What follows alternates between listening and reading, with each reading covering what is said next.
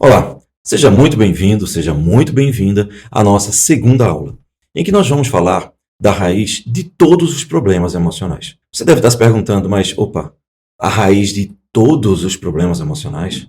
Sim, é o que nós vamos falar hoje. O objetivo deste minicurso é mostrar a você que depois de mais de 100 anos de evolução na psicologia, psicanálise, dos métodos de terapia, de todas as áreas, não somente da psicologia, mas desde que o ser humano se entende por gente, que ele busca meios, métodos e ferramentas para curar-se. E hoje, em pleno século XXI, nós avançamos em todas as áreas do conhecimento. Então, por que nós não teríamos avanços significativos na área do conhecimento da psicologia, do psiquismo e do mundo emocional humano? E é claro, é óbvio que nós avançamos. Mas por que ainda se faz terapia do modo antigo? Eu tenho certeza que quando se fala em terapia, você imagina uma pessoa fazendo centenas e centenas de sessões nas quais você só fala e praticamente nada muda na sua vida. Quando muda, é muito lentamente. Mas no fim, você continua com a mesma depressão, com a mesma ansiedade, com o mesmo aperto no peito que você sempre sentiu. Isso é muito frustrante. A TRG, ou Terapia de Reprocessamento Generativo, é a evolução da terapia. Ela foi totalmente construída para a obtenção de resultados, ou seja, a TRG é voltada para que você possa ficar livre da depressão, da ansiedade, da insegurança, da angústia e de todas as dores emocionais que você carrega, tornando você uma pessoa completamente livre de tudo isso, para sempre. Só tem um detalhe, que talvez você não saiba. Você sabia que uma descoberta, até que ela saia dos laboratórios dos pesquisadores, das universidades, até que ela venha a ser acessível ao grande público, a mim, a você no dia a dia, leva cerca de 50, 60 anos? Exatamente isso. Uma vez que é feita uma descoberta no laboratório, ou em pesquisas, ou até que isso seja validado, popularizado e divulgado, nós levamos de 40 a 60 anos. Hoje, nós já temos tecnologia de ponta em todas as áreas, como falei, mas principalmente no psiquismo humano e no reprocessamento emocional. E nós vamos falar disso a partir de hoje. Mas antes, só quero dizer que a nossa primeira aula foi fantástica e foi a nossa base até aqui. Se você ainda não assistiu, para tudo e vai lá e assiste a primeira aula. E depois volta para assistir a segunda aula. Por quê? Nós fizemos de tal forma que tudo está encadeado, como se fossem degraus de uma escada, para que você possa, pouco a pouco, ter o conhecimento mais amplo possível, mas de forma bem empilhada, bem construída, bem sedimentada, encadeada, para que não fique algo complicado. Se você perceber, eu de propósito não escolho palavras complicadas. E se eu escolher alguma palavra complicada, por favor, me perdoe. O objetivo não é esse. O objetivo é transmitir de forma simples e clara como funciona o nosso psiquismo. É por isso que eu ilustro tudo o que eu falo com relato de casos, mostrando na prática como aquele conceito se aplica. Isso me leva a querer fazer uma pergunta. Você está gostando desse jeito de aprender? De forma leve, descomplicada e com muitos relatos de casos para esclarecer os conceitos que transmitimos? Se gostou, por favor, escreva aqui nos comentários ou no chat, no bate-papo. Já que eu falei tudo isso, vamos aos aspectos práticos da nossa aula. A primeira pergunta que eu queria lhe fazer é: por que nós, como dizia o apóstolo Paulo, o bem que eu quero, eu não faço, mas o mal que eu não quero, este eu faço? Por que a gente não faz aquilo que a gente quer? Por que a gente faz aquilo que a gente não quer? Como é que a gente pode traduzir isso? Ora, não vou dar aqui a aula de religião, não é esse o objetivo. Mas só pegar um aspecto de uma frase muito interessante, de um questionamento muito interessante, de uma figura bem conhecida, para aplicarmos à nossa vida. A pergunta que eu lhe faço é: por que você sabota a sua dieta alimentar e não consegue emagrecer? Por que eu não consigo vencer os meus medos, as minhas fobias, as minhas angústias? Por que eu me saboto? Por que é que eu tenho relacionamentos tóxicos ou abusivos repetidamente? Por que eu tenho depressão? Por que eu tenho ansiedade? Enfim, porque tenho comportamentos que eu não quero. E os comportamentos que eu quero, esses eu não tenho. Esses eu não consigo colocar em prática.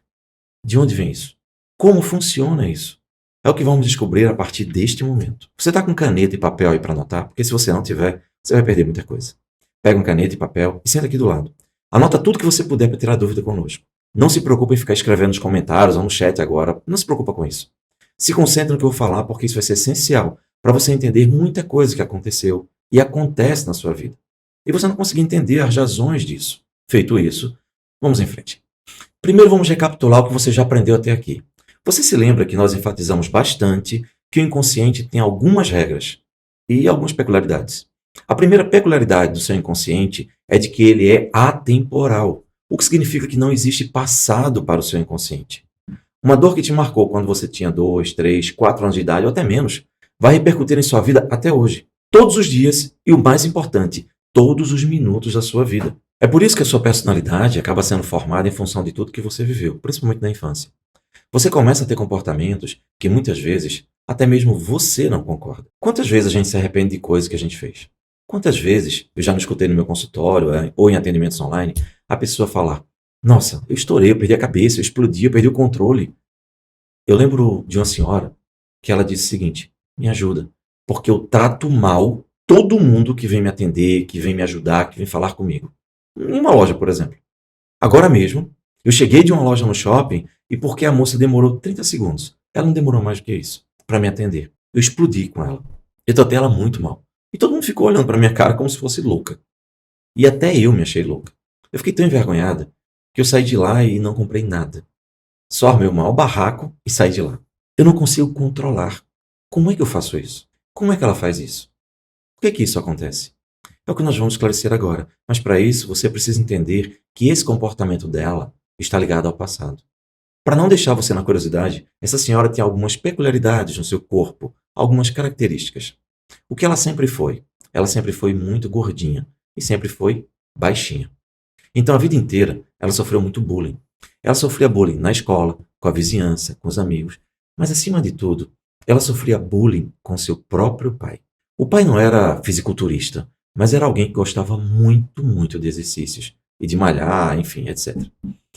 Eu olhava para ela e dizia que era uma bola de gordura, que ficaria doente, que não poderia fazer aquilo.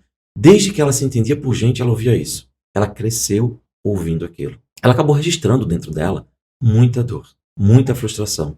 O pai que ela amava e tudo que ela queria era o amor do pai, naturalmente, era justamente esse pai que a machucava, que a humilhava. É óbvio que ela não conseguia ser diferente. E ela não conseguia fazer diferente. Ela não conseguia emagrecer, ela não conseguia saber nem o que era aquilo. Imagina, uma criança de 5 anos recebendo uma reclamação porque o corpo dela não está adequado à sociedade. Para uma criança, isso não faz sentido. Ela não sabe o que fazer para emagrecer. O que aconteceu com essa menina? O mesmo que acontece com toda criança que se sente humilhada, desprezada, criticada, desrespeitosamente na infância. Ela acabou jogando dentro dela aquela dor. E essa dor vai explodindo continuamente, o tempo todo, todos os dias da vida dela. Por quê? Porque para o inconsciente não existe passado. Ou seja, as humilhações que ela sofreu na infância continuam doendo hoje com a mesma intensidade, no momento presente. Justamente porque o inconsciente é atemporal. Ele não tem passado, só tem presente.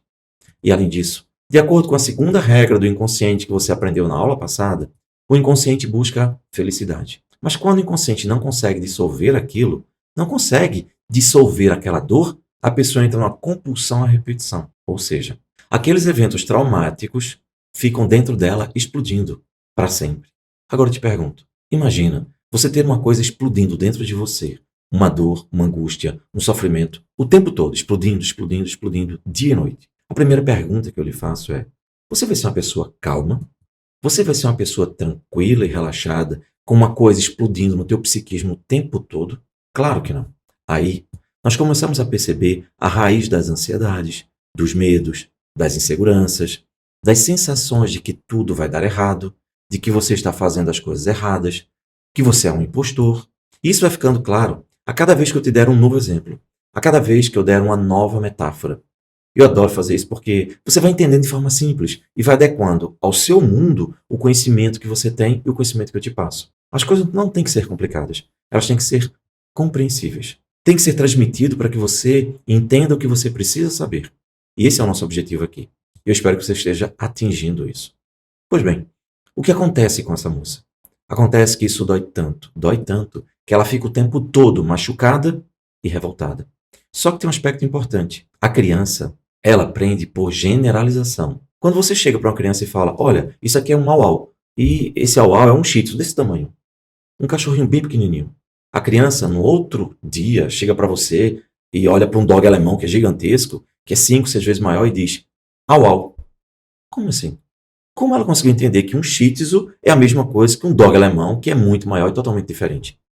Porque ela generaliza o aprendizado. Nós generalizamos. Nós, humanos, generalizamos sempre. Só que a gente tem um filtrozinho que regula essas coisas, mas a criança não tem. A criança generaliza tudo. ela recebeu muitas pancadas do pai. Pancada emocional, muitas marcas emocionais. O pai a machucou com comentários. E o que acontece? Ela generalizou para a vida. As pessoas são más. As pessoas querem me machucar, me agredir.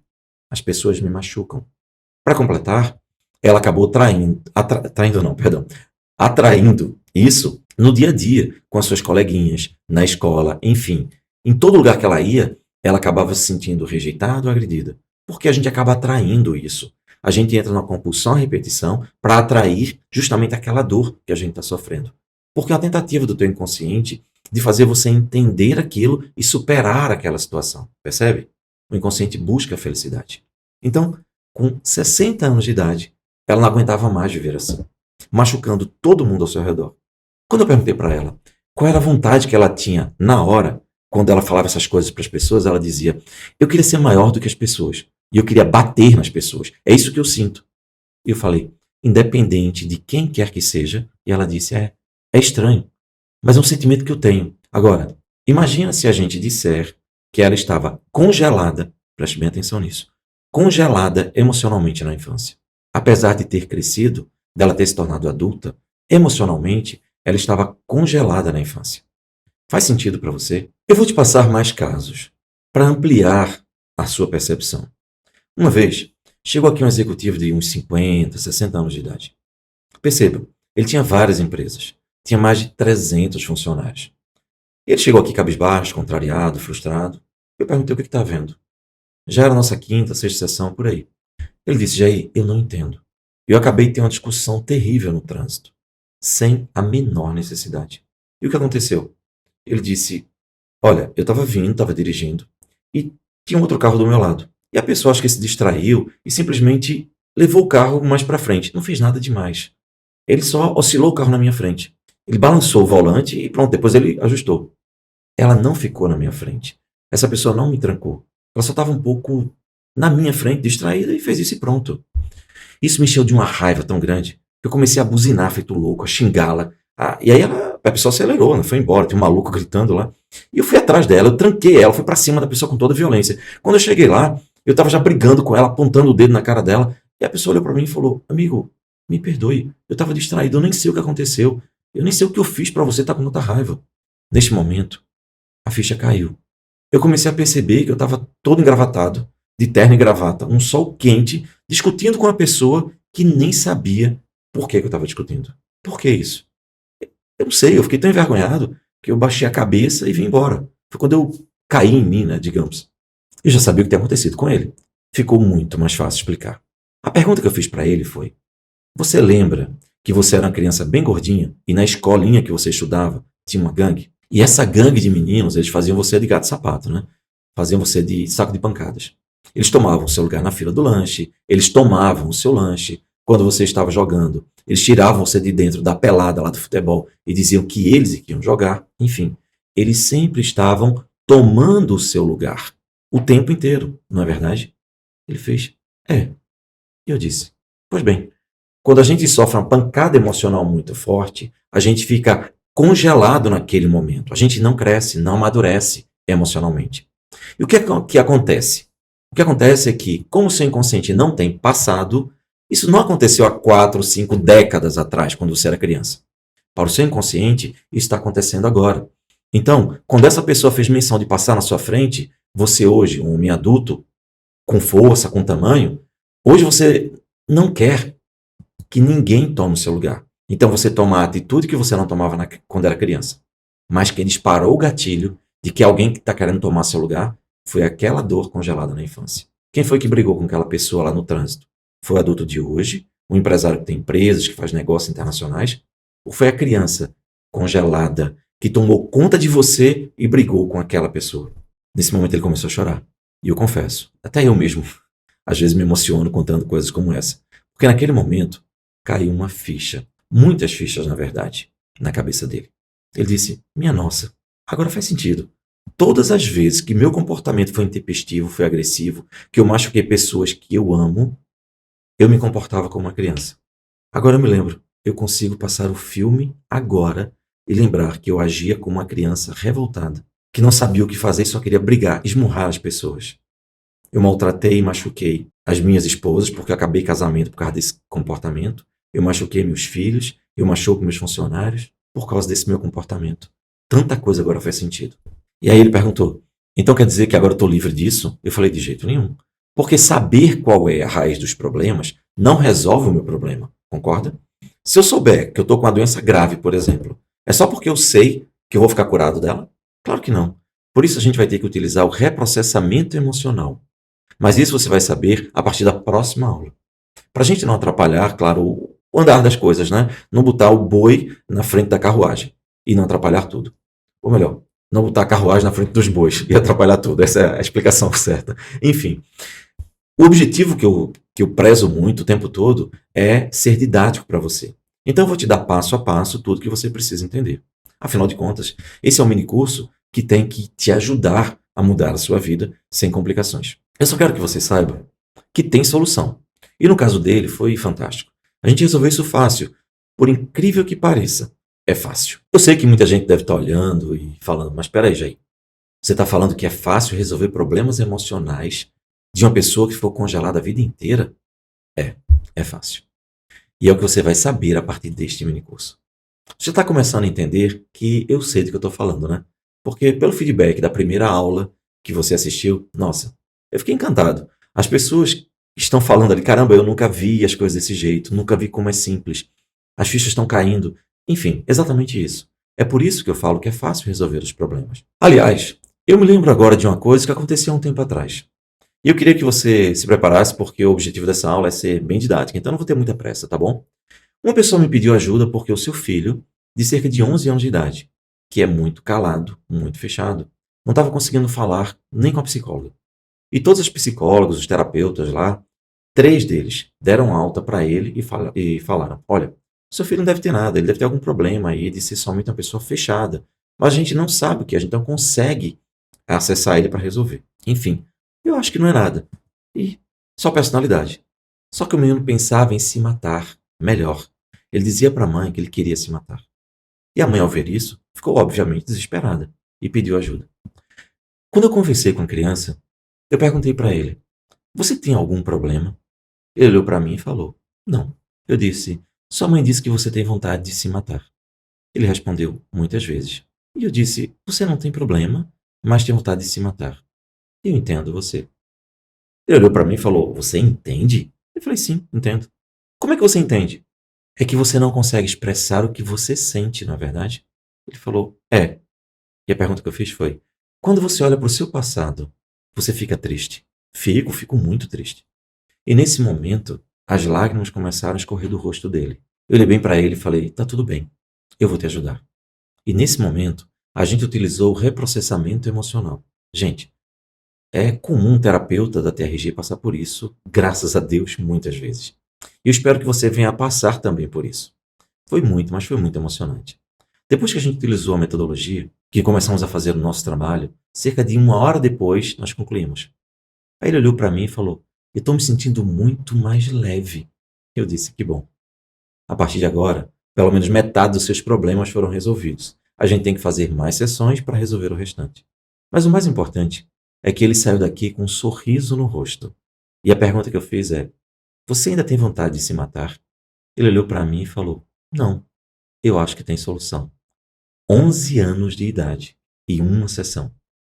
Bem, eu estou só semeando na sua mente, no seu coração, que é possível que você possa ajudar pessoas e que esse trabalho, que é maravilhoso, pode te trazer, inclusive, liberdade financeira.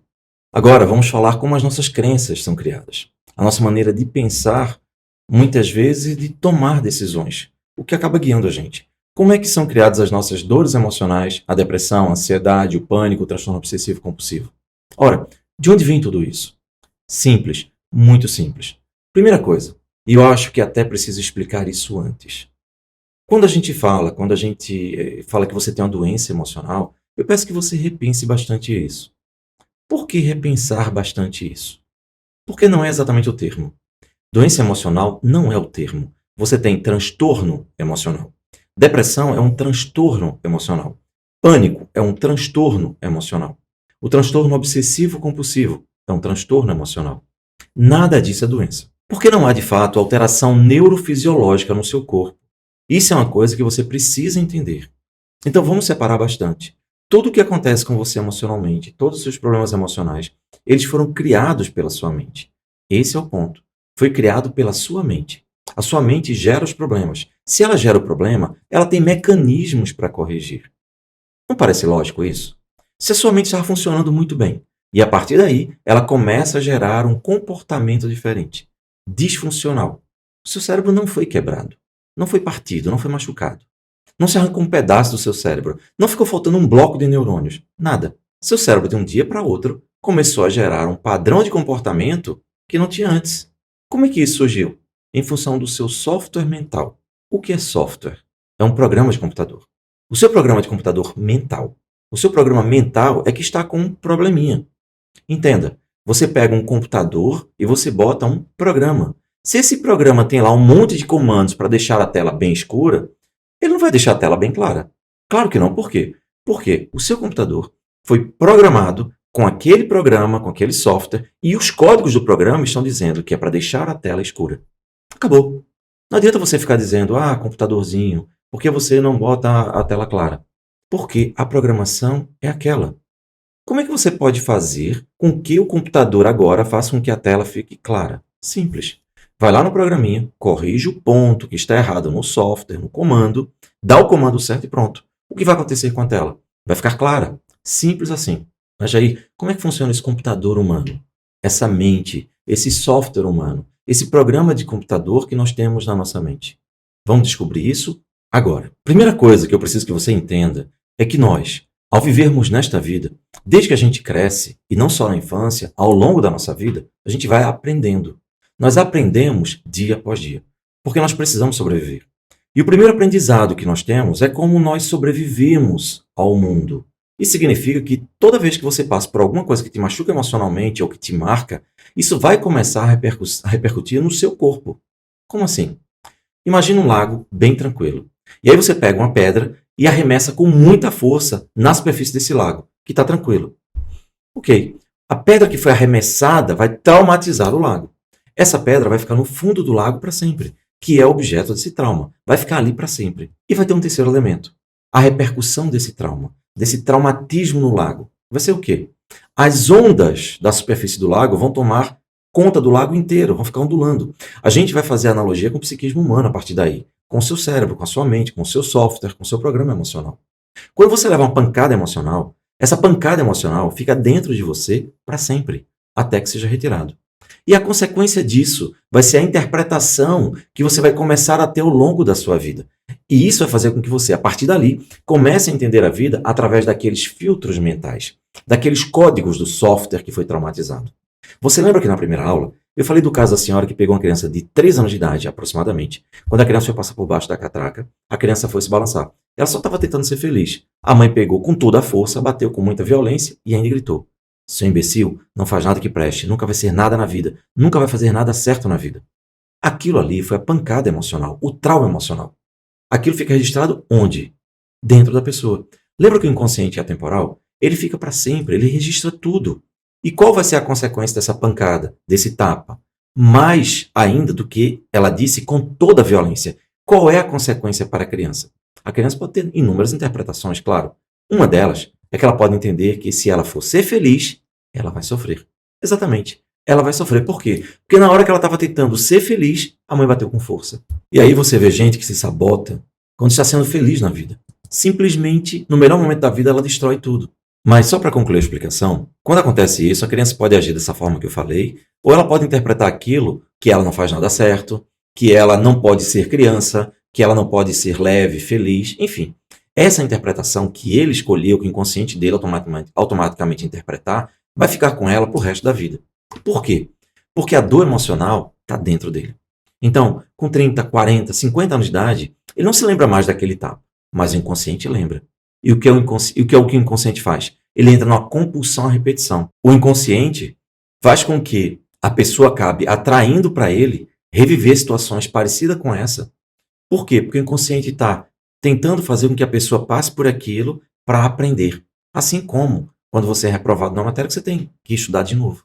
É basicamente isso. Aí, O que nós temos? Essa criança agora um adulto, simplesmente toda vez que ela vai se divertir com alguma coisa, com alguém, ela se lembra inconscientemente daquilo e é disparado um gatilho. E aí ela fica triste, fica desconfortável ou sai de perto dos amigos. Se ela não sai com os amigos, todo mundo chama ela para sair e ele prefere ficar em casa muitas vezes, não tem nem explicação. E muitas vezes a pessoa fala, porque eu sou muito caseiro. Mas sente falta de sair com os amigos, de ter alegria. E por que não consegue? Porque tem uma mensagem dentro dele de que ele, toda vez que tentar ser feliz, ele vai tomar porrada. E ele nem sabe disso conscientemente. Quando todo mundo está se divertindo, ele não consegue se divertir. E ele não sabe por quê. Ele procura um terapeuta e o terapeuta não consegue explicar nem ajudar, porque ele não sabe o que você está sabendo agora nesse momento. Como é que funciona o psiquismo humano. E acredite, a gente não aprende isso com essa clareza numa faculdade de psicologia. Só para que você tenha uma ideia disso, algum tempo atrás eu atendi o caso de uma pessoa que veio de um outro estado e ela estava desesperada. Ela disse, olha, o meu problema é que eu tenho disfunção erétil. A minha vida é um inferno. E isso me deixa extremamente triste. Em depressão, porque o casamento já não tem sentido, já está acabando. Minha esposa não entende como, por que isso acontece, enfim. Tá horrível. Por favor, me ajude. Eu perguntei para ele, mas exatamente como é a disfunção erétil que você tem? Porque podia ser uma ejaculação precoce, podia ser impotência, podia ser qualquer coisa, né?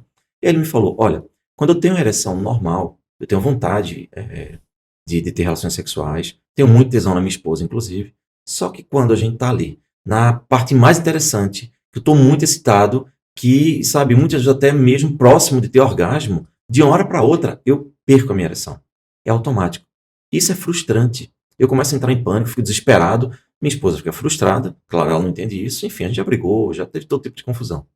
Eu falei para ele, tá, então me faz o seguinte, me responde o seguinte, o que foi que de pior aconteceu na sua vida? O que você consegue se lembrar que te frustrou muito na tua vida? Me diz qualquer coisa que você se lembra, se você conseguir se lembrar, de situações em que você estava muito feliz e de repente você sofreu uma queda muito grande na expectativa, ou seja, alguém te frustrou, te arrancou o que você queria e você ficou muito triste. Ele disse, olha, essa pergunta ninguém nunca me fez. Eu já estou em terapia há 5 anos com um psicólogo e ele nunca me perguntou isso. Eu só consigo lembrar, eu não sei se tem muita coisa a ver, mas quando eu tinha cerca de 7 anos de idade, eu e os colegas da rua, nós organizamos um campeonato, na rua mesmo. Só que a gente se empolgou tanto que a gente conseguiu comprar um padrão de time, fardamento, as camisetas, a gente conseguiu comprar calção, a gente conseguiu comprar troféu, medalhas. O meu pai foi com a gente. Enfim, a gente marcou para um domingo. Foi fantástico. Então, assim, essa era uma coisa, uma lembrança que eu tenho que é muito marcante. Por quê? Porque nós ficamos eufóricos, né, naquele dia e tal. E no dia do domingo de manhã, que a gente estava numa expectativa muito grande, eu estava vestindo a minha roupa, eu botei o meu meião, botei a chuteira. Quando eu ia sair para jogar, o meu pai olhou para mim e disse, você não vai. Eu olhei para ele meio aturdido, né, e falei, como? Ele falou, não, você não vai, você vai ficar aí parado, não vai sair daqui. Ele não explicou por quê, não disse nada, simplesmente fez isso. Nesse momento, a voz dessa pessoa que estava me contando isso começou a tremer. Ele baixou a cabeça e os olhos começaram a encher de lágrimas. Uma criança frustrada estava diante de mim naquele momento. Não o adulto que estava contando, mas a criança congelada. Ele estava congelado naquele ponto. Ele disse, eu passei o dia inteiro vendo pela janela os meus colegas jogarem bola, jogarem campeonato, até o final. Ganharem título e tudo mais. E eu só sabia chorar. Uns 3 meses depois, eu acho, estava todo mundo se arrumando para ir para o cinema. Eu, meus pais, meus irmãos, né, meu pai e minha mãe. Aí meu pai olhou para mim do nada e falou, você não vai. Eu olhei para a cara dele, fiquei congelado, assim, parado, e ele disse, fica aí. E todo mundo foi embora para o cinema. E eu perguntei, também dessa forma, dessa vez ele não disse o porquê? Ele falou não. Eu perguntei, como é o relacionamento com seu pai hoje? E ele disse, eu odeio meu pai. E eu disse, seu pai era uma pessoa ruim? Ele disse, acho que sim. E você tem certeza disso? Ele falou, olha, na verdade ele nunca fez nada a não ser essas 2 coisas. É que ele tem umas coisas assim, como essa. Mais grave mesmo, foi só isso. Agora ele tem umas alterações, mas enfim. Mas eu só sei que eu tenho muita raiva. A alteração dele de comportamento nunca me machucou muito, mas essas coisas foram muito marcantes. E eu disse, e você não sabe por que você tem esse sentimento por ele, né? Ele disse, não. Eu tenho uma boa ideia do porquê. Porque essa dor está até hoje te martelando e você não consegue perdoá-lo. Você não consegue nem entender porque ele fez isso. Mas o que importa é o seguinte, vamos resolver o seu problema. Eu já sei o que aconteceu com você. Ele falou o quê? Eu disse, é muito simples. Veja, o seu psiquismo registrou a seguinte mensagem. Toda vez que você está muito feliz, isso é muito perigoso. Por quê? Porque alguém pode te frustrar muito e você ter uma dor muito grande. Ora, Quanto mais você ficou feliz quando ia fazer o campeonato de futebol, com sua expectativa lá em cima, de repente seu pai, do nada, sem que você tivesse nenhum domínio, frustrou aquilo. E você se sentiu impotente. Não é exatamente como você se sente na cama com a sua esposa ou com qualquer mulher? Ele fez, caramba, exatamente isso. E quanto mais eu estou perto do orgasmo, mais eu fico nervoso e perco a ereção completamente antes de ter orgasmo. E eu falei, olha, é simples. O seu inconsciente generalizou para a vida. Todas as vezes que você estiver próximo a ter uma situação de muito prazer, de muita alegria, você começa a ficar mal, triste, angustiado, nervoso, inseguro. Por quê? É como se fosse uma mensagem explodindo na sua cabeça, no inconsciente, dizendo, opa, perigo, você está muito feliz, isso pode acontecer, aquilo pode acontecer de novo. Entendeu? Faz sentido para você? Ele falou, caramba, faz todo sentido. E isso acontecia o tempo todo e eu não sabia por que eu ficava tão nervoso, tão angustiado de uma hora para outra. Pois é, o seu psiquismo registrou que felicidade e prazer doem muito. Então ele generalizou para a vida. Faz sentido? Porque para ele fez muito sentido. E aí, o que a gente fez? Nós fizemos o reprocessamento emocional e a gente conseguiu resolver essa dor. Nós libertamos ele daquela dor emocional, descongelamos aquela criança e hoje ele é um adulto feliz, tranquilo, seguro, confiante e não passa mais por esse tipo de situação. Compreende como as coisas são muito simples quando você entende qual é a lógica do inconsciente? Algumas pessoas chegam e falam, olha, mas eu não tenho nenhum trauma. E não tem nada que explique isso. Uma situação dessa que você está falando foi bem traumatizante, mas eu não tenho traumas. E aí eu quero que você entenda dois conceitos simples. Primeiro, o que é um trauma emocional? É uma pancada que te machuca muito, que te marca muito. É algo muito violento, muito intenso. Mas existem pequenas pancadas que você vai levando ao longo da vida que também te machucam. Te machucam bastante e causam quase tanto estrago quanto um trauma emocional. Quer ver uma analogia? Se você pega um carro a 300 km por hora e você dá uma pancada nele na parede, joga ele contra a parede a 300 por hora, ele vai ficar todo destruído, né? Só que se você pegar um martelo e der para uma criança, digamos, e a criança ficar martelando esse carro o tempo todo, na força que a criança tem, pancadinha emocional, o tempo todo ali martelando, martelando, martelando, o que vai acontecer com esse veículo depois de um ano? Ele vai estar totalmente destruído, não é verdade? Então, pancada emocional é um grande trauma, mas muitas vezes a gente vai levando pequenas pancadas emocionais ao longo do tempo que tem um impacto na nossa vida tão grande quanto uma grande porrada, ou um abuso sexual, ou um estupro, uma violência, um abandono, ou coisas desse tipo, você entende? Olha só, algum tempo atrás, também aqui no consultório, chegou uma pessoa com uma síndrome chamada síndrome do picky eaters, ou síndrome do comedor seletivo. O que é isso? Primeiro, síndrome é um conjunto de sintomas, tá? Então, toda vez que você ouvir falar, a pessoa está com uma síndrome, é porque ela está com um conjunto de sintomas, ok? Quem está apaixonado, por exemplo, tem um conjunto de sintomas. Fica bestalhado, fica imaginando coisas, fica pensando na pessoa, fica romântico, emotivo. Isso é uma síndrome. Síndrome do apaixonado. É um conjunto de sintomas, tá? Então, a síndrome do picky eaters, ou síndrome do comedor seletivo, é a seguinte. A pessoa só come determinados alimentos, só bebe determinados tipos de bebidas, enfim. E tem muito sofrimento ao comer. São pessoas que normalmente não comem comidas pastosas, não comem comidas que dão a sensação de que ele pode engasgar. Enfim, normalmente as pessoas comem carne seca ou carne bem assada, em tiras pequenas, bolacha seca, em pequenas quantidades, enfim. Não toma todos os sucos e ele é bem seletivo mesmo. Essa pessoa chegou para mim e falou, olha, eu já procurei todo mundo e ninguém consegue resolver. E aí, essa pessoa tinha cerca de 27 anos de idade. E a minha vida está destruída. Parece uma bobagem, mas a pessoa que só come alguns alimentos tem deficiência de nutrientes, tem problemas sociais, porque você não pode comer em todos os lugares, você não vai comer o que todo mundo come. A pele dele era bem agredida. Enfim, é uma situação muito difícil. E o que ele falou? A minha vida é um inferno. E contou brevemente a situação. Ele me disse que não tinha namorada, não tinha ninguém. Por quê? Porque isso impedia ele de ter relacionamentos. E eu explico. A primeira vez que ele teve namorada, a namorada levou ele para a casa dela. A mãe, ou seja, a sogra dele, resolveu preparar um jantar para receber o futuro genro na casa dela. Prepararam, só que prepararam macarronada. E ele tinha pavor de comer macarrão. O que aconteceu? Quando botaram a macarronada no prato, que estava todo mundo ali na mesa, ele entrou em desespero. Começou a ter vontade de chorar e só soube de uma coisa. Ele tinha que sair dali, se levantou desesperado, chorando, nem olhou para a namorada, não olhou para a mãe e saiu ali desesperado. Ele estava em pânico. Nunca mais ele teve contato com aquela pessoa. simplesmente se levantou e foi embora. Bloqueou ela, nunca mais falou com ela. Ninguém entendeu nada, claro. E desde aquele momento, ele criou um trauma. Por quê? Ele não podia passar por uma situação dessa de novo. Então, ele não podia ter relacionamento com ninguém.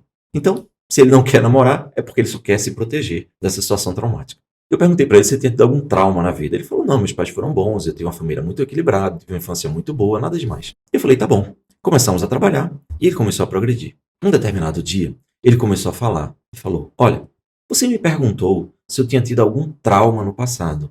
E eu falei que não.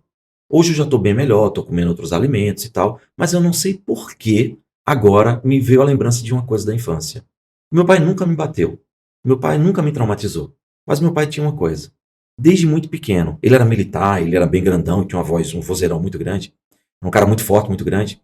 E todas as vezes que eu ia comer, que eu sentava na mesa, ele reclamava comigo. Ele reclamava como eu batia no garfo, o barulho que eu fazia no prato. Ele reclamava se o talher não tivesse disposto da forma certa, se eu comia muito rápido, se eu falasse com a boca cheia, se eu demorasse muito para comer. Era um inferno a minha vida. E todas as vezes que eu sentava para comer, eu ficava tenso, ficava angustiado. E eu começava a faltar respiração e começava a ficar entalado. E eu falei, olha só, faz sentido para você? Você associou comida com perigo, porque você ficava tenso.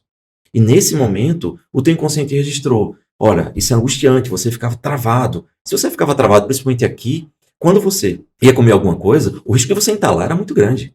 E você começou a associar comida, tanto comida com desconforto na mesa, né? Então comida te traz sofrimento, angústia e desespero, quanto é angustiante, é sufocante. Então essas pancadas emocionais foram criando um trauma emocional em você e fez com que você simplesmente associasse um gatilho de que dor e sofrimento estão associados com comida.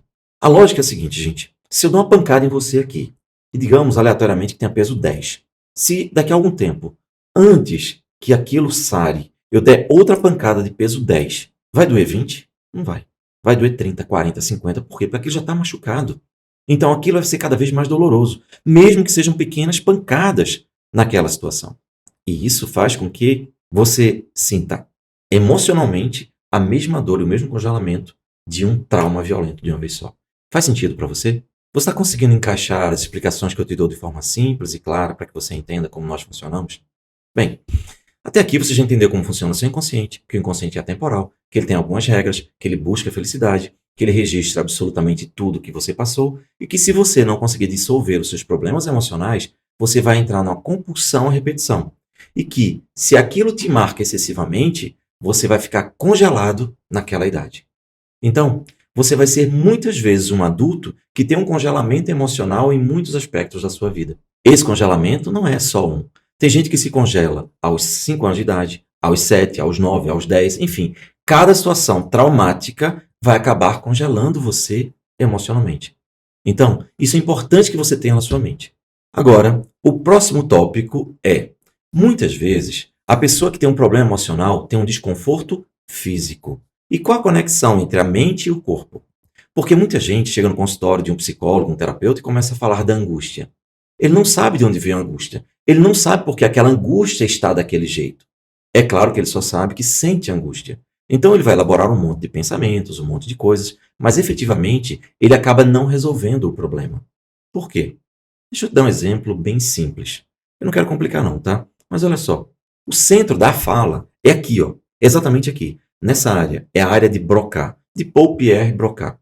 Uma área que regula o centro da fala da comunicação. Você começa a falar e dizer a angústia que você está sentindo. Só tem um detalhe. O centro de controle da angústia está aqui embaixo, nessa outra parte do cérebro, no que nós chamamos de cérebro reptiliano. E a partir de agora, eu vou apresentar a você o cérebro reptiliano. E eu espero que você entenda que é muito simples. É bem tranquilo de você entender e é importantíssimo. É vital. Então anote esse nome, cérebro reptiliano. Entenda o seguinte, do ponto de vista evolutivo, não é do ponto de vista anatômico, não é fisiológico, não é do ponto de vista evolutivo. Nós podemos classificar o nosso cérebro em 3 partes, em 3 grandes épocas de desenvolvimento da nossa vida. O primeiro cérebro nós herdamos dos répteis. Répteis, cobra, lagartixa, sapo, rã, enfim, dos répteis, tá certo? Espero até ter feito a classificação certa. Mas você entendeu. Aí o que acontece? Um réptil, ele só pensa em atacar ou fugir. Ele tem um cérebro pouco desenvolvido. O cérebro dele é muito basal, é muito básico. Para você ter uma ideia, a cobra, por exemplo, ela passa a existência inteira dela, o tempo inteiro, 24 horas por dia, com o seguinte software na cabeça: estou em perigo ou estou em segurança? Estou em segurança ou estou em perigo? Tanto é que se você vê uma cobra, todo mundo diz, não se mexa. Por quê? Porque se você se mexer, pode ser que a cobra interprete o seu movimento como um perigo para ela. E aí ela vai decidir se ela te ataca ou se ela foge. É por isso que não se pode fazer movimentos bruscos diante de um animal peçonhento, porque ele tem um cérebro reptiliano. E o cérebro reptiliano inteiro só cuida de proteger você, proteger a sua existência. O cérebro reptiliano é o guardião da sua sobrevivência. É onde está o seu instinto de sobrevivência. Vamos deixar isso bem claro e anote isso, porque isso vai seguir com você. A gente vai falar muito ao longo de todas as nossas aulas. O que acontece é, se você tem um cérebro reptiliano ativado, ou excessivamente ativado por excesso de traumas, seu instinto de sobrevivência hiperativado, ele vai te causar repercussões para a vida. Nós herdamos esse cérebro reptiliano no nosso desenvolvimento. Ele fica exatamente aqui nessa área. E é por isso que tem muita gente que, quando está com muitos problemas emocionais, começa a sentir uma pressão, um calor aqui na nuca. Uma coisa importante você saber é que o seu inconsciente tem uma sede física. E a sede física do seu inconsciente é justamente aqui, na região do cérebro reptiliano. Exatamente isso. O seu inconsciente é sediado fisicamente no cérebro reptiliano. Quando você tem algum problema emocional, o seu inconsciente está ativado, não está? O seu inconsciente começa a trazer toda aquela situação de emergência, de perigo, de dor, de sofrimento. Só que ele está justamente aqui. E esse cérebro reptiliano é o responsável pelo quê? Pelo seu sistema simpático e parasimpático. Traduzindo, esse bloco aqui, esse cérebro aqui, é ele que controla seu batimento cardíaco, controla a função dos seus esfíncteres, controla as suas sensações de medo, de angústia, sentido de sofrimento, aperto no peito, paralisia, sensação de dormência no corpo, sensação de que você está em perigo, pânico, etc. Frio na barriga, enfim. Situações até mesmo com prisão de ventre. Tudo isso é controlado por essa área do corpo. Só que imagina, você está com o inconsciente todo machucado. O inconsciente está com um monte de marcas emocionais ou pancadas emocionais que estão te machucando. A sede física dele é justamente nesse nervosinho aqui, nesse cérebro reptiliano. Ora, isso faz com que o cérebro reptiliano fique o tempo todo hiperativado e pronto para atacar. E como é que ele ataca? Mandando mensagem para o seu corpo todo para produzir adrenalina para você ficar em estado de hiperalerta. E aí você vai reagir sempre de forma intempestiva, você não vai raciocinar antes das coisas, você vai se tornar uma pessoa precipitada, uma pessoa que fica o tempo todo imaginando o pior. Tudo isso, por quê? Porque você tem muito sofrimento e muita coisa acumulada no seu cérebro reptiliano. E aí o seu corpo vai sentir essa sensação. Se você começa com esses sintomas todos e você começa a achar que é uma coisa no seu corpo, você vai para o médico e ele vai falar, olha, isso é tudo da sua cabeça. Às vezes, a pessoa acha que o médico está dizendo que aquilo não é nada, que ele está dizendo que é alucinação. Não, o que ele está dizendo é que todo o sofrimento do seu corpo está sendo gerado pelos problemas da sua mente. É uma doença psicossomática. Psicossoma. Mente e corpo, entendeu? Aí, quando você não tem uma explicação adequada, você não entende. Acha que esse médico está sendo irônico com você ou está sendo grosseiro. Percebe? Faz sentido isso? Fica fácil você entender dessa forma? Agora que nós já explicamos a você o cérebro reptiliano, nós vamos falar do segundo cérebro. É o cérebro emocional. É a segunda camada do cérebro. Nós temos a fase reptiliana, que é essa parte aqui, e essa parte mesial aqui é a parte emocional. Essa parte é responsável pelo gerenciamento das emoções, pela percepção, pela compreensão e pela metabolização das emoções, digamos assim, ou seja, pela assimilação das emoções, ok? Então aí você já consegue entender que nós temos duas fases, dois blocos no seu cérebro. Um cérebro mais antigo reptiliano e esse límbico, esse emocional.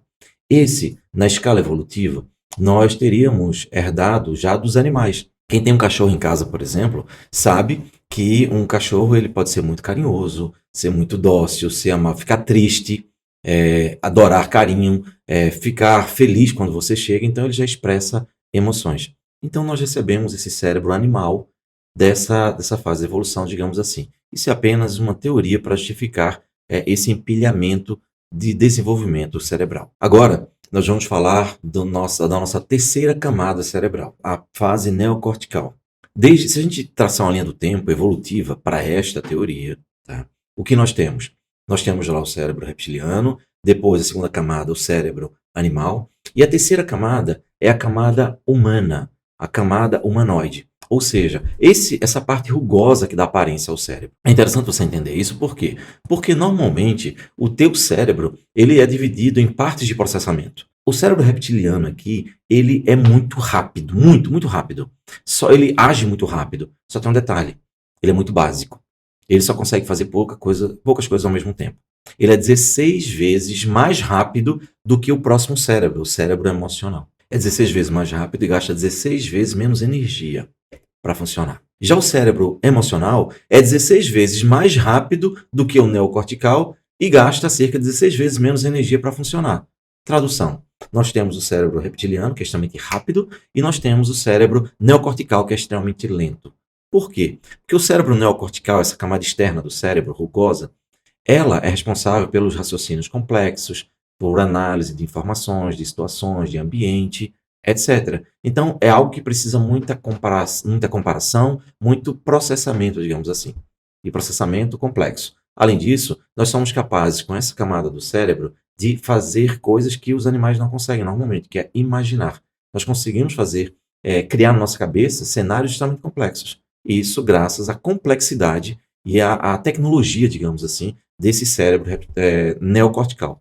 O reptiliano não, é o mais básico de todos. Ok? Então isso está muito claro. Eu vou agora fazer só uma analogia para você entender isso com muito mais clareza. Imagina uma empresa em que tem um segurança, tem as pessoas que dão conta de tudo, da situação ali, resolvem as coisas da empresa, e tem um presidente da empresa. Ora, se eu perguntar para você, quem é que manda nessa empresa? O óbvio, o mais correto seria a voz do dono, do presidente da empresa, ser a mais ouvida. Ou seja, ele é que deveria mandar na empresa. Porque o funcionamento assim fica correto.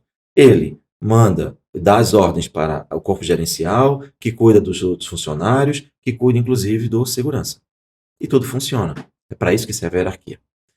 O curioso é, e se a gente disser que, nessa analogia que a gente vai fazer agora, eu peço que você imagine isso, imagina um lugar, uma fábrica, em que quem manda ali é o segurança. Você fala, nossa, negócio meio estranho, como é que a empresa vai ser administrada? Isso não vai dar certo, não é verdade?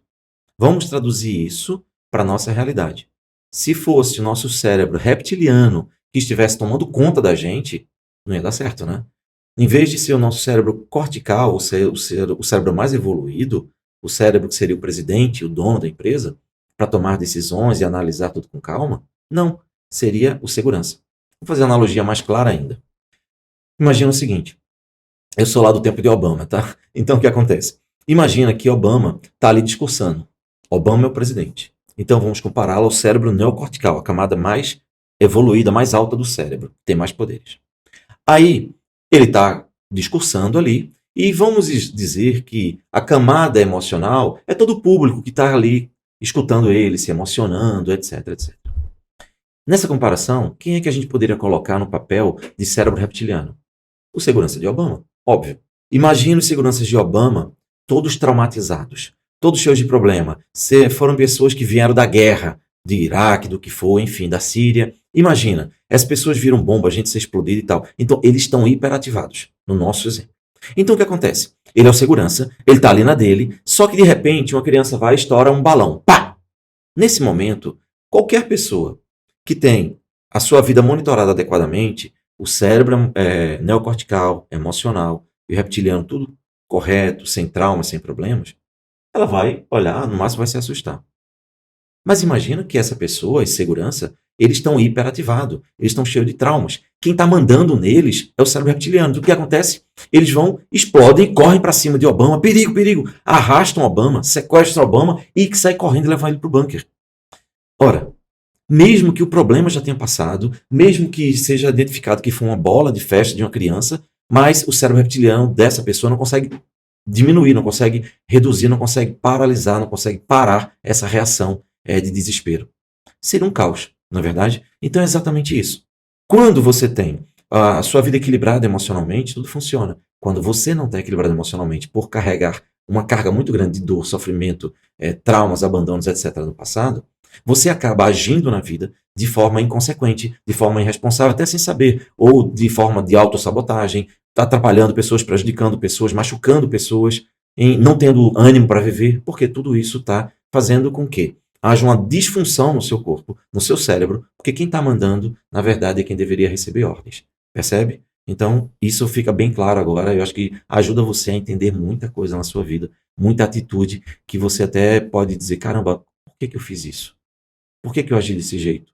Enfim, agora você já começa a entender. E só para concluir esse raciocínio, lembra daquilo que eu falei do apóstolo Paulo? Por que é que o bem que eu quero, esse eu não faço? Mas o mal que eu não quero, esse eu faço. Quantas vezes eu não vejo pessoas dizerem, eu não quero me drogar, eu não quero frustrar minha família, nem me prejudicar, mas eu acabo me drogando, eu acabo bebendo demais. Eu sei que eu não posso beber, mas tem hora que eu não resisto e bebo e eu não consigo mais parar. O bem que eu quero eu não faço, mas o mal que eu não quero, esse eu faço. De onde está vindo isso? Desse sistema aqui, o cérebro reptiliano. Do cérebro que está desestruturado. Ele está cheio de dores, porque ele é sede física do inconsciente. Isso fez com que tudo ficasse bem claro para você, não é? Eu tenho certeza disso, porque a gente se esforçou bastante para que isso ficasse muito límpido e você começasse a encaixar praticamente toda a sua vida nessa situação. Como eu gosto de ilustrar tudo que eu falo, eu tenho um relato de um cliente que se encaixa perfeitamente nisso que nós acabamos de falar. Algum tempo atrás, uma cliente me procurou porque ela tinha compulsão alimentar. E era uma compulsão muito específica. O que ela falou? Olha, eu malho a semana inteira. Eu me esforço e faço dieta, tá tudo certo. Mas no final de semana, eu tenho que comer chocolate. Eu adoro chocolate, eu como barras e barras de chocolate. Eu saboto todo o meu trabalho, de segunda a sexta, em que eu acordo cedo, levo marmita para o trabalho, faço tudo, faço todas as séries de treino, mas eu não consigo no final de semana não comer chocolate. E ainda completou, eu sou uma pessoa esclarecida, eu sou inteligente, eu tenho minha profissão, eu sei que isso está errado, eu sei que isso vai me frustrar, mas por que eu não consigo parar de comer esse maldito chocolate? No fim de tudo, depois que a gente já tinha resolvido todo o problema, que ela já estava livre dessa compulsão alimentar, foi que ela se lembrou de uma coisa. Ela disse, Jair, olha que interessante, quando eu era pequena, o meu pai, ele tinha um amante. Minha mãe sabia, mas minha mãe não queria se separar. Olha que interessante, né? A mãe sabia que ele tinha um amante, mas ela não queria. Ela queria ele a si mesmo, desde que ele não a abandonasse. E aí o que acontece? Eu já completei, porque eu já sabia o resto da história. O que aconteceu foi o seguinte: como o pai dela tinha um amante, no final de semana, o pai dela ia ficar com a amante. A mãe não queria que ele se separasse, então a mãe aceitava que ele ficasse a semana com ela e o final de semana com a amante. Só que o que acontecia é que ela, criança, ela filha, o pai gostava muito dela. E quando gostava muito dela, ia passar o final de semana fora. Então, para diminuir esse sofrimento dessa criança, o que é que esse pai fazia? Ele comprava chocolate, porque sabia que essa criança gostava muito de chocolate. Então, ele dava isso como uma forma de compensar a ausência dele. Ou seja, ele não ia estar no final de semana dando atenção, carinho, brincando com ela, mas para compensar, ele estava dando para ela chocolate. O que aconteceu? O que aconteceu é que essa criança, naturalmente, começou a vincular uma coisa com a outra. Ora, quando eu não tenho afeto, quando eu não tenho carinho, quando eu não tenho amparo, proteção, quando eu estou sozinha, o meu companheiro é o chocolate. Percebe o link que foi criado a partir deste momento? Então agora fica fácil para você entender. Quando ela cresceu, toda vez que ela ia para casa, ou seja, ela trabalhava a semana inteira rodeada de pessoas, com gente, interagindo, etc. Mas no final de semana, já que ela morava só e a família morava numa cidade distante, ela se sentia sozinha. Quando ela se sentia sozinha, o que acontecia? Ela começava a comer compulsivamente o chocolate. E ela nunca conseguiu entender por quê. E o mais, ela nunca conseguiu parar esse tipo de comportamento. Por quê? Quem estava ativando esse comportamento, quem estava mandando nela, mesmo que ela quisesse fazer uma coisa, era o cérebro reptiliano, que queria fazer outra. O cérebro reptiliano estava buscando segurança e conforto, enquanto ela estava sofrendo porque estava tendo compulsão alimentar.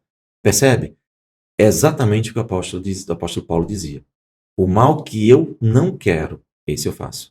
Mas o bem que eu quero, esse eu não faço porque eu não consigo fazer. E agora você consegue entender com muita clareza. Por que isso é assim? Isso tudo bate com o que eu venho falando desde a primeira aula. Toda emoção tem lógica. Todo transtorno emocional tem lógica, tem uma razão de ser, tem um gatilho lá atrás. Agora, inclusive, eu posso dizer para você que depressão é excesso de pressão. Depressão é excesso de sofrimento acumulado. Ansiedade são registros de medo acumulado ao longo da vida. Mas, Jair, como é que funciona? Eu vou te explicar também relatando mais um caso, porque fica extremamente didático e você já compreende com muita facilidade. Dessa vez com uma colega de profissão, uma colega psicóloga. Ela veio de um estado próximo, estava desesperada e estava pedindo ajuda. Eu lembro que, como eu não tinha muito espaço na agenda, naquela época eu ainda atendia, hoje eu não atendo mais, só cuido dos meus alunos. Eu trabalhava 7 dias por semana, de 6 horas, 7 horas da manhã até 10, 11 horas da noite. E isso era muito cansativo, eu não conseguia encaixar mais ninguém, porque eu tinha uma fila muito grande de atendimento. Olha, como não tinha espaço, eu marquei para ela num domingo, o único dia de folga que eu tinha. Por quê? Porque era uma colega de profissão, eu sabia que ela salvava a vida de muita gente e uma pessoa que estava precisando de ajuda. Quando ela chegou, a primeira coisa que ela falou foi: Jair, eu não entendo. Eu estou há 3 meses sem tomar banho. Muitas vezes eu sou obrigada a tomar banho. A minha sobrinha vai lá, me leva para tomar banho, praticamente me dá banho, porque eu não tenho a menor vontade. Como é que é isso? Eu sou psicóloga. Eu ajudo pessoas com depressão, com ansiedade, com um monte de coisas. Eu nunca pensei que eu ia passar por isso. Por que eu passei por isso? O que está acontecendo? Eu expliquei para ela que era o excesso de dores acumuladas que levava à depressão. Ela não entendeu de cara. Então eu expliquei dessa forma que eu vou te falar. Porque ela me disse o seguinte: Jair, pessoal, eu perdi, e olha a situação dela.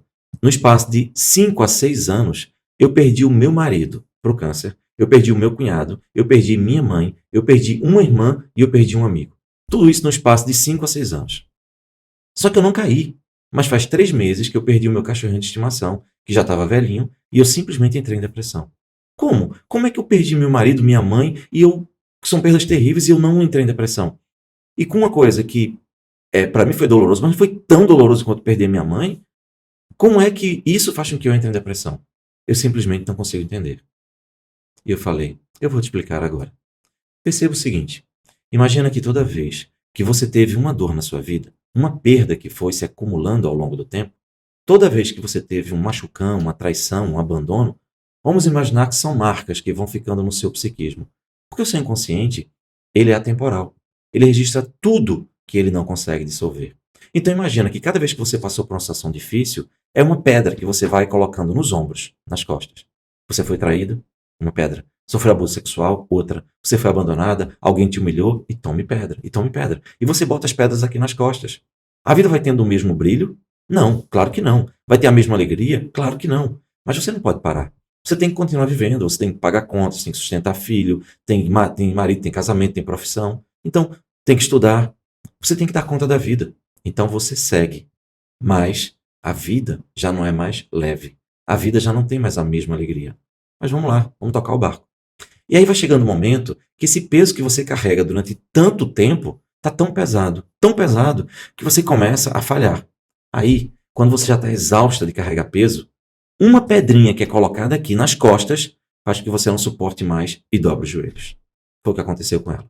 Ela teve várias perdas e ela foi mantendo a força, carregando aquilo, carregando. Só que depois, quando ela não aguentava mais, veio a morte do cachorro.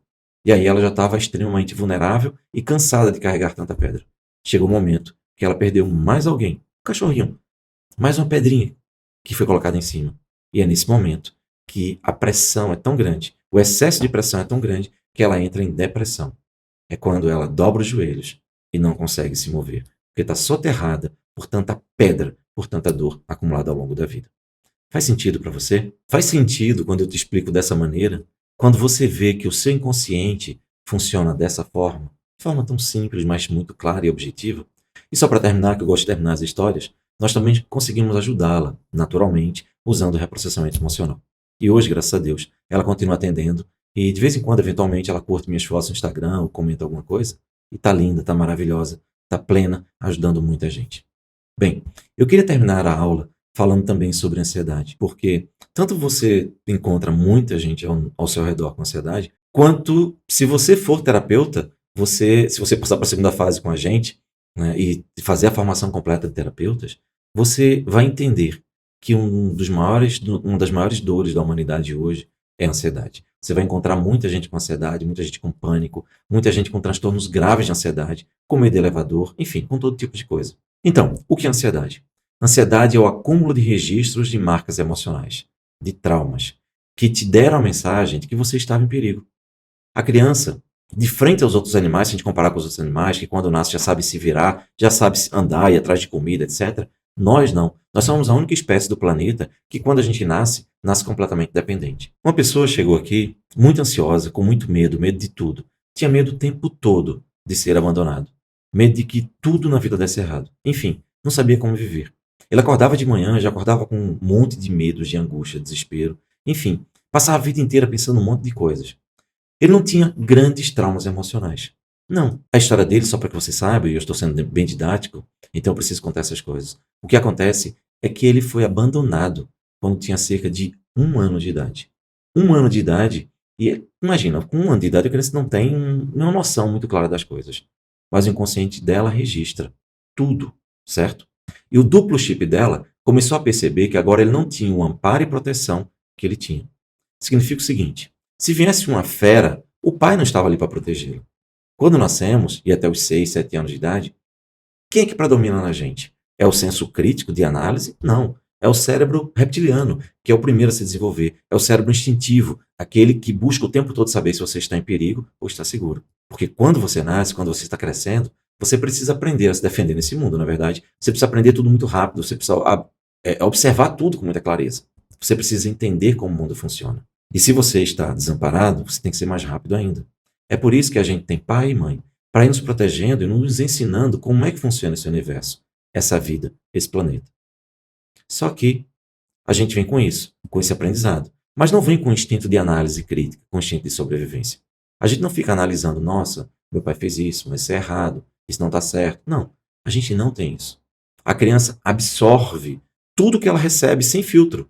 Só que o que ela tem desenvolvido é um instinto de sobrevivência.